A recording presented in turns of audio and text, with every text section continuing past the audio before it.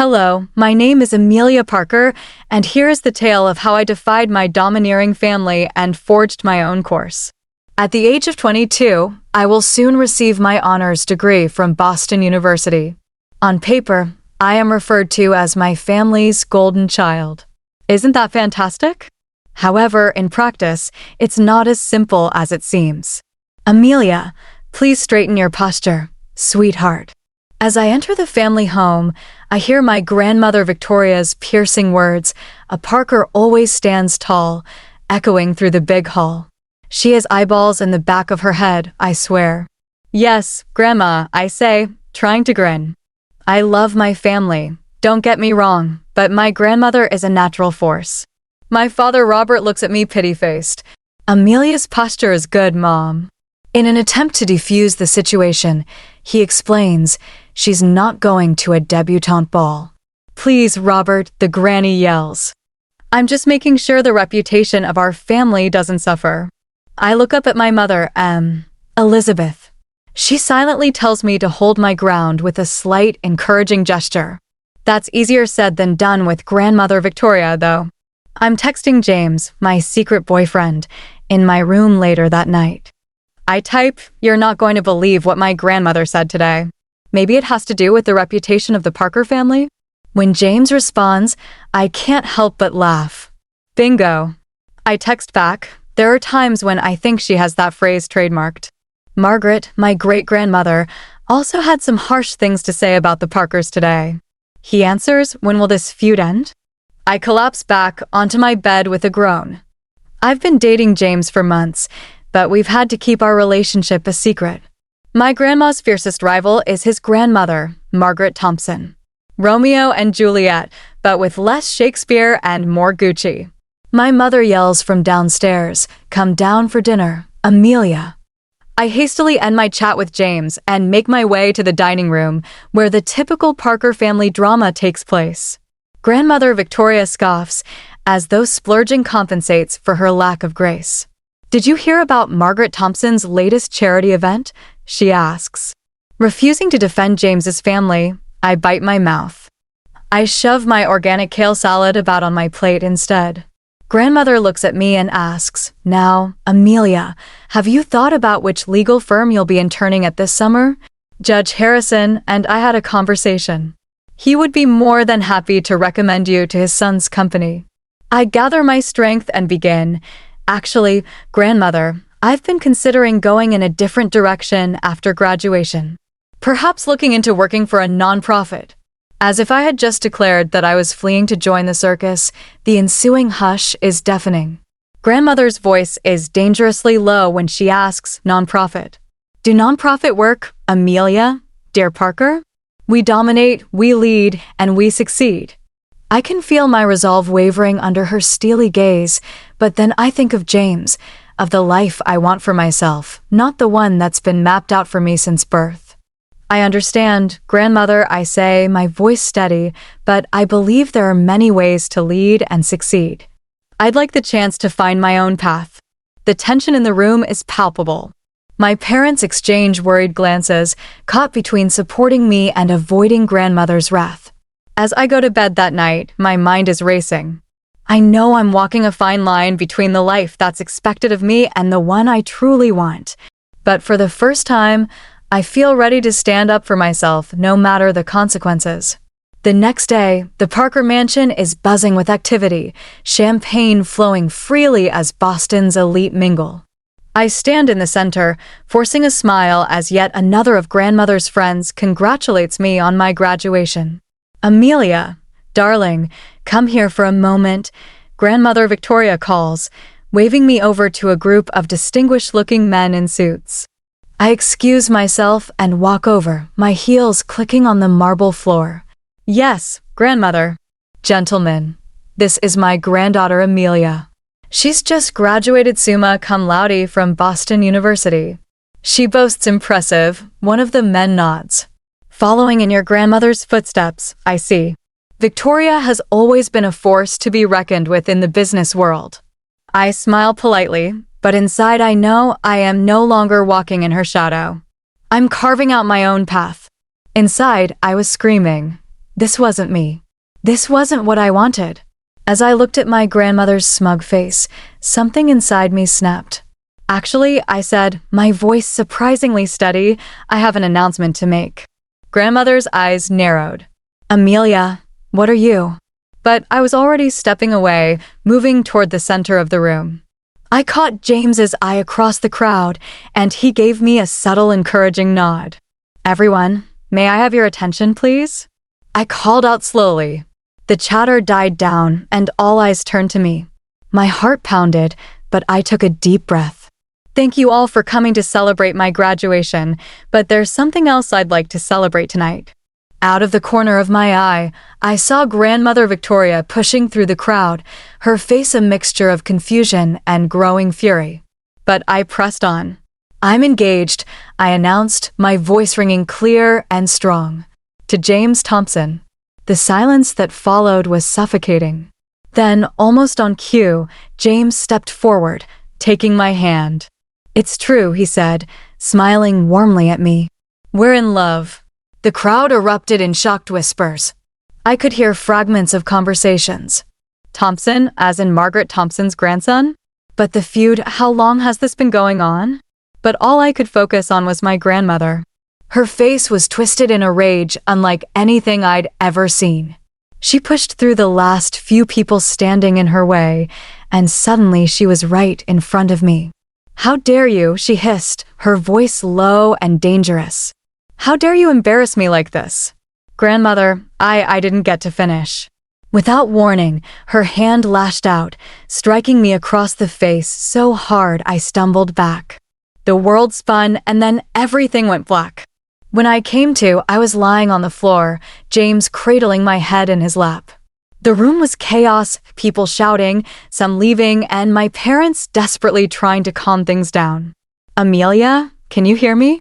James's worried face swam into focus. What happened? I mumbled, trying to sit up. Your grandmother hit you, James said, his voice tight with concern. You've been out for a few minutes. We're taking you to the hospital. I nodded weakly, wincing at the pain in my head. As James and my father helped me to my feet, I saw my grandmother standing off to the side, her face cold and indifferent. Mother, how could you? My father said, his voice trembling with fury. She's your granddaughter. She made her choice, grandmother replied, her tone icy. I see. She's no granddaughter of mine. Those words cut deeper than the slap. As they led me to the waiting ambulance, I couldn't help but wonder, was this the price of standing up for myself? And if it was I ready to pay it? I woke up in a sterile hospital room, the scent of disinfectant thick in the air and the soft peeping of machines nearby. My head was pounding, and for a moment, I couldn't remember why I was there.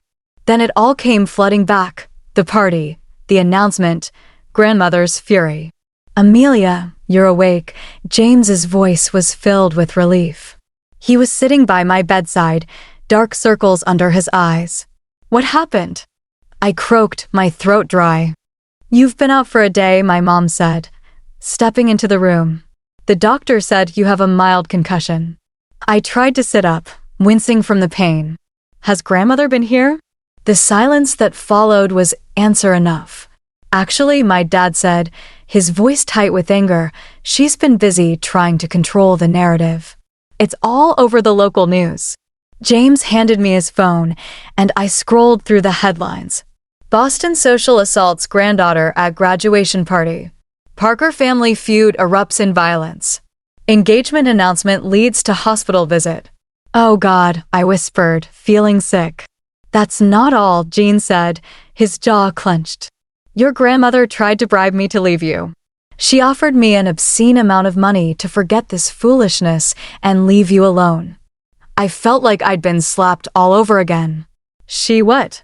She also threatened to cut you off financially if you don't come to your senses, my mom added, her voice bitter. In that moment, something inside me hardened. For years, I'd made excuses for my grandmother's behavior, always believing there was love beneath her harsh exterior. But now, I saw her for what she truly was, a manipulative, controlling woman who cared more about her image than her family. "I'm done," I said, my voice stronger than I felt. "I'm done letting her control my life." Over the next few weeks, as I recovered, I put my plan into action. I moved out of the family home, ignoring grandmother's threats and guilt trips.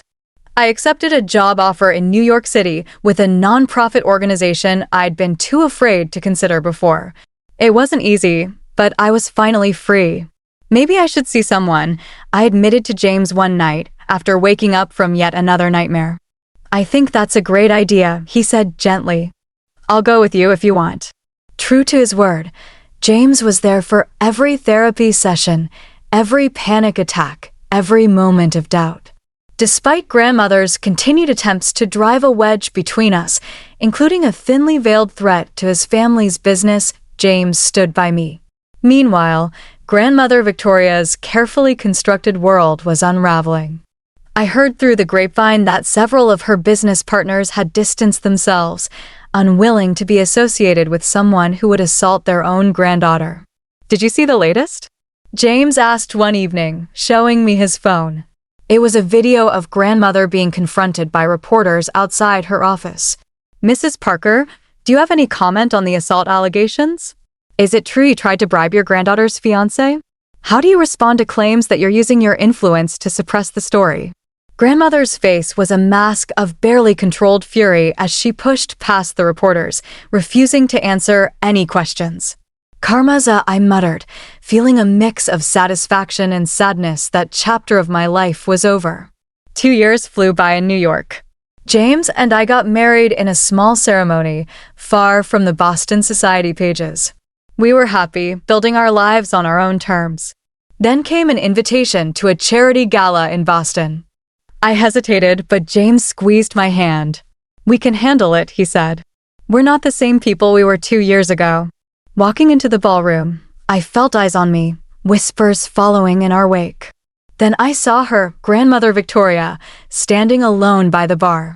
She looked smaller somehow, less intimidating.